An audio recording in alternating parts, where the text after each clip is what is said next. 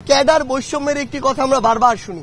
আমাদের যতগুলো ক্যাডার রয়েছে মাত্র 1 2 3 4টি কয়েকটি ক্যাডার রয়েছে, তারা এক ধরনের, তাদেরকে একভাবে ট্রিট করা হয়, বাকিদেরকে আরেকভাবে ট্রিট করা হয়।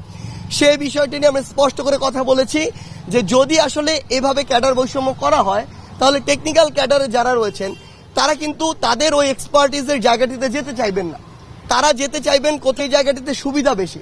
তাহলে আলটিমেটলি দিন শেষে কিন্তু তাদের পিছনে যে দেশে ইনভেস্ট, তাদের গ্র্যাজুয়েশন টাইমে এটি একদম লস হয়ে যাচ্ছে, আবার দেশের জন্য ক্ষতি হচ্ছে। সেই জায়গা থেকে আমরা দাবি জানিয়েছি যে এই ক্যাডার বৈষম্যটি দূর করা যেন হয়, এবং তারা বলেছেন যে খুব দ্রুততম সময়ের মধ্যে তারা একটি আন্তঃমন্ত্রণালয় কমিটি যারা রয়েছেন এই বিষয়ে এক্সপার্ট, তাদের সাথে বসে কিভাবে এটিকে মিনিমাইজ করা যায় এবং একটি সুন্দর অবস্থায় নিয়ে আসা যায় সেটি নিয়ে তারা কাজ করবেন।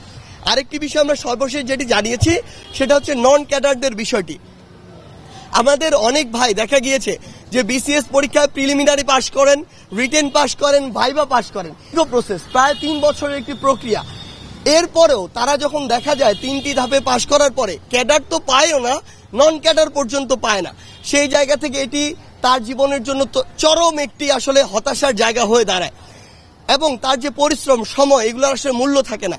সেই জায়গা থেকে আমরা জানিয়েছি এই 3টি ধাপ পাশ করে যায় অবশ্যই ক্যাডারে না হোক নন ক্যাডারে কোনো যেন একটি জবের তাদের নিশ্চয়তা দেয়া হয়।